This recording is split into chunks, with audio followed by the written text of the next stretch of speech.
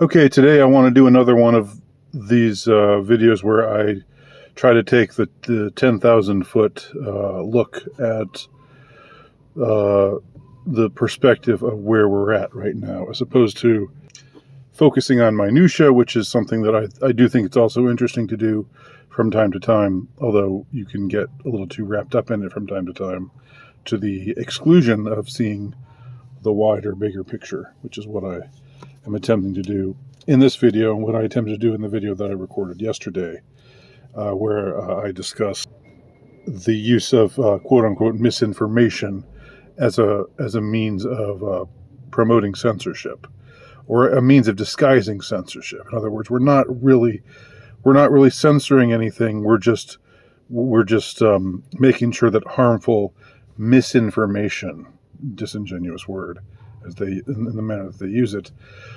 doesn't get promoted. Um, so we didn't see that coming. I didn't see that coming. If you'd asked me 6 years ago, do you think that the powers that be will get people taken off of public platforms and make it so that their voices can't be heard because they will be characterized as misinformation? I don't know. I wouldn't have had any reaction to that because it wasn't happening yet, but then it started happening. Uh, Now, what I want to talk about today are the social movements of the late 20th century. Let's look exclusively at the civil rights movement, um, and the women's liberation movement, if we call it that.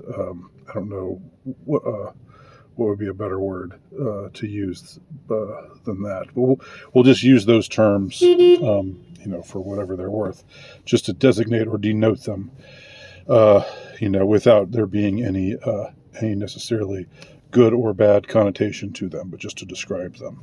Now, it is my contention that these movements were stage managed by those in power in order to affect change that they wanted to have happen in society, and how they wanted to take a well-ordered society and make it more chaotic, and therefore strengthen the overall impetus towards centralization. Because when you have a chaotic society, you've got to have a strong centralized power to keep everything in check, don't you? Well, let's start with the women's lib stuff. It's been admitted that even Gloria Steinem was a CIA asset. She's admitted it, and there have been other things that we've heard from time to time. Fascinating interview, actually conducted by Alex Jones a few years ago, where he was talking to this man. I don't recall his name right now, but who was a big time businessman and eventually a Hollywood producer, Aaron Rousseau.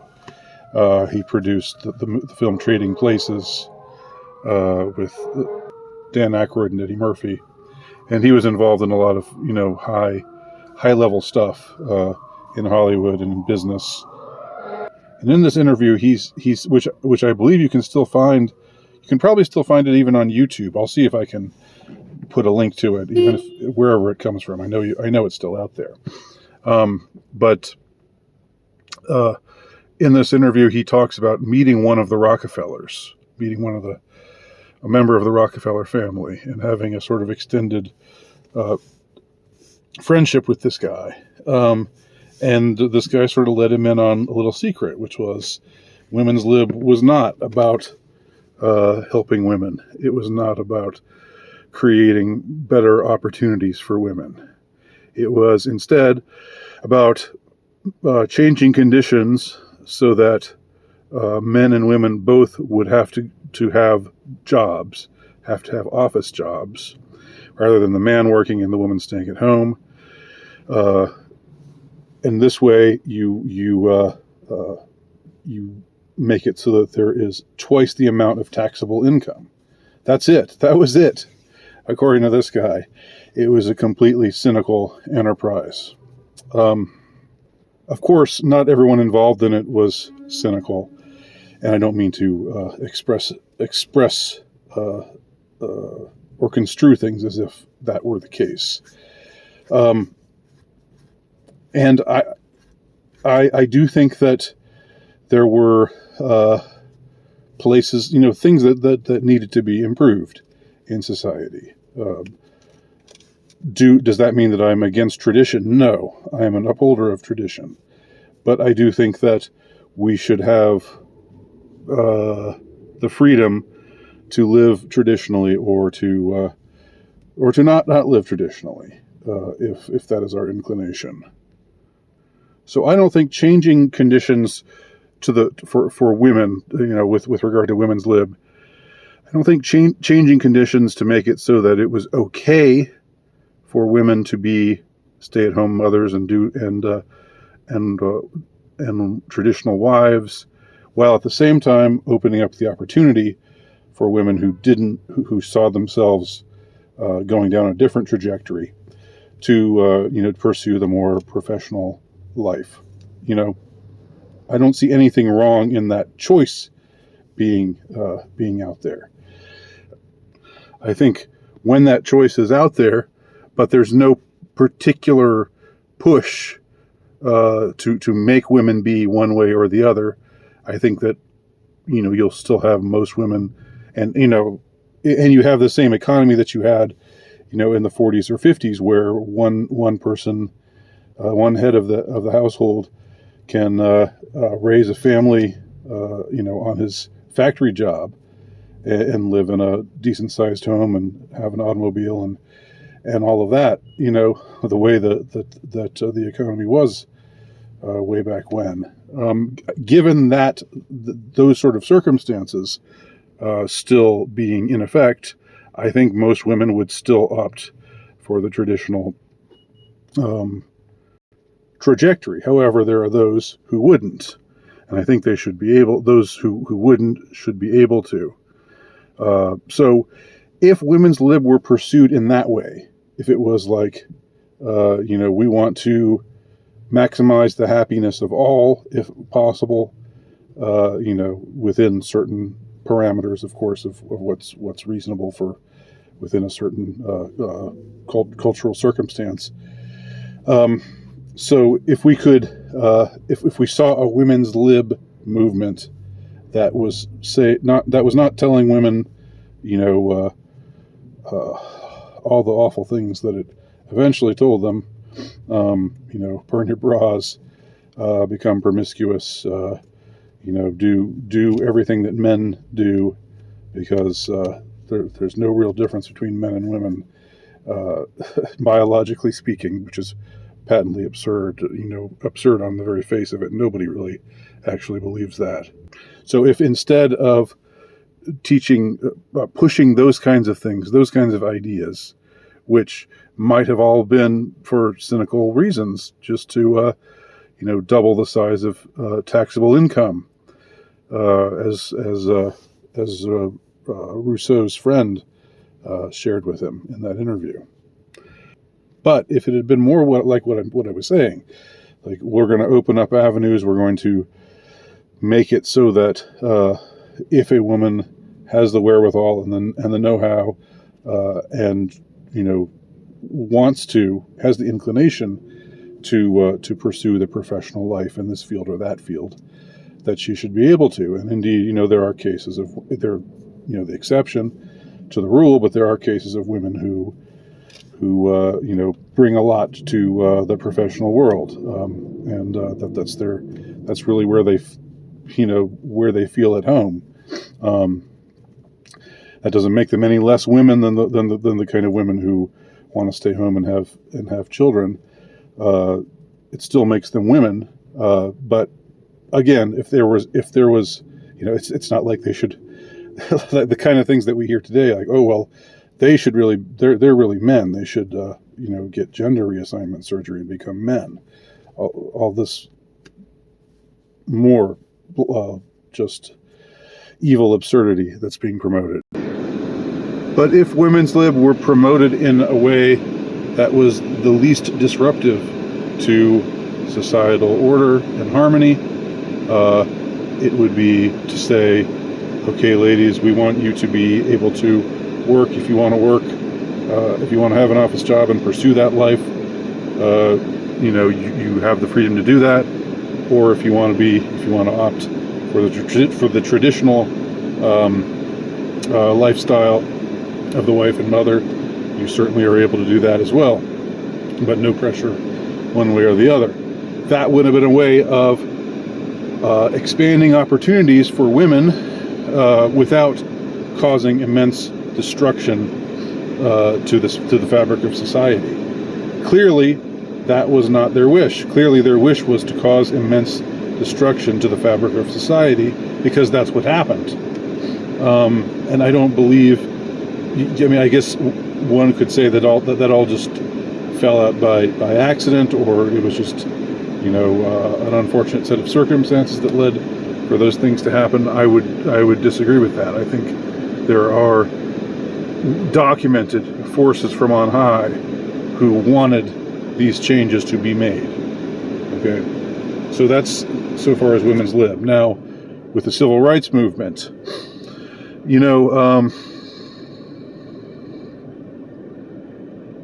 this gets a little trickier, because there were obviously, I will say, in the early part of the 20th century, that there were obviously manifestly unjust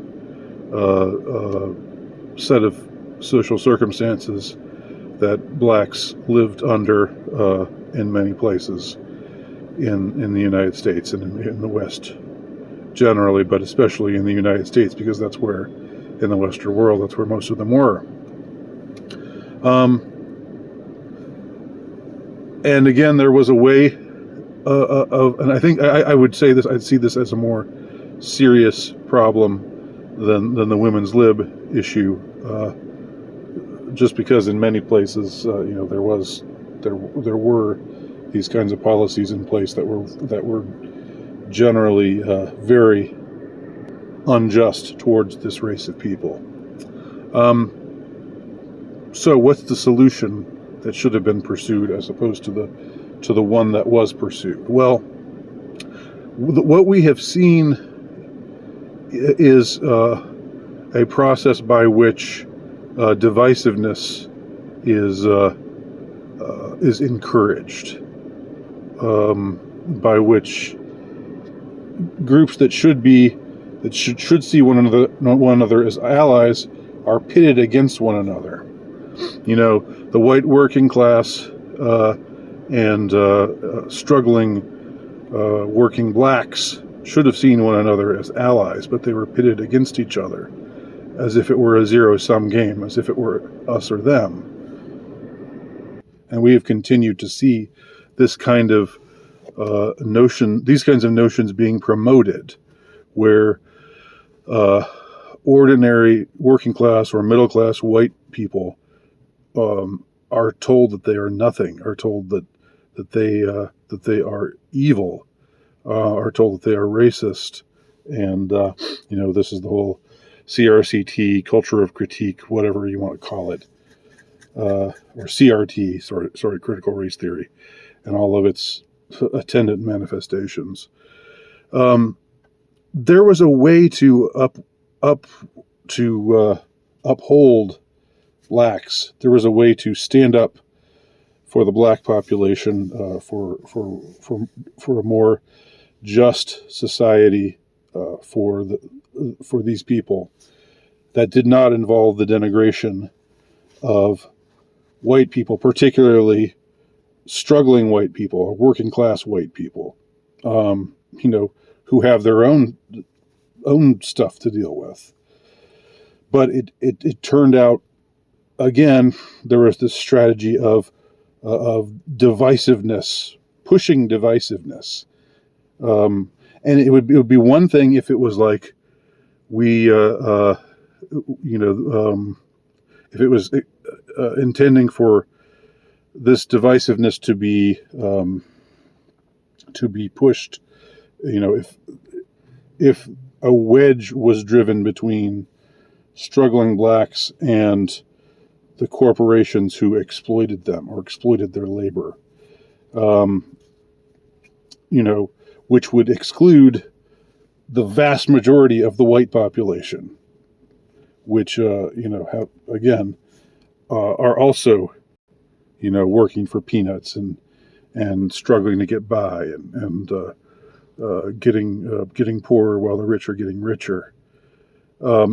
So there could have been, and there should have been, and there was a way to uphold black dignity, to uphold the notion of justice for blacks living under unjust social conditions that did not involve the vilification of whites, especially the poor. We saw a lot of anti-redneck kind of notions and ideas being pushed. Whereas the redneck, I put that term in quotes because it's a slur, even though it's a slur you're allowed to use these days. You're virtuous even if you use that slur. But it is indeed a slur, just like red skin. So, again, there was a way to pursue justice for this group that was the least disruptive to societal harmony. Groups like Farrakhan and the Nation of Islam, which Malcolm X was involved with for much of his career until he broke from them. They certainly. I'm not recommending them as a group to follow. I mean, they have some really kooky ideas, especially about how white people were invented in a lab by an evil scientist. But I would say that to their credit, they promoted the idea of blacks, sticking together and, being responsible for one another and living in community with one another and self-preservation. I'm struggling not to say pull the up by your bootstraps kind of notion. I know that's a cliche, but something along those lines, the truth is, under segregation, there were institutions that were formed that were, and colleges and that were all black, that were helpful to black Americans. That doesn't justify segregation, as a legal thing. I don't think that this is just like or analogous to what I was saying a few minutes ago about if the social planners hadn't wanted to cause maximum disruption, but had goodness in their hearts and wanted to bring harmony, they would have chosen to, find a way to remove these unnecessary and unjust legal strictures, such as the ones that say, no women in the workplace ever. Or the ones that say, if you're black, you have to drink from this water fountain, use this public restroom, and if you're white, you have to be over here. If you're black, you have to go to this school. If you're white, you have to go to this school. All the, if you're black, you have to sit in the back of the bus or the back of the streetcar, and all those kinds of things. That could have been removed. All of those obvious, strictures which treated blacks as inferior. In a theater, they all had to, if you're black, you had to sit in the balcony, and so forth. Those could all have been gotten rid of without there being a big push to turn the races against one another, and especially to turn the working and middle class members of the races against one another. The elites never blamed themselves.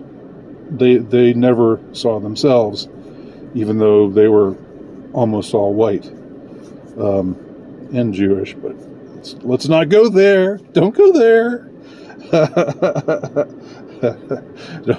Don't want to go the Kanye route. But anyway, they didn't say, we are so privileged and we're going to be, and we're going to be sharing some of our wealth with you. It was more like those white people down there with you, they're the privileged ones. They're the ones who have white privilege. So they're the ones you should hate. Don't hate on us, the corporate and governmental elite, the social elites. We are not the ones who you should hate. We're on your side, black man. When in fact they were fomenting all of this negativity that resulted in things being the way they were.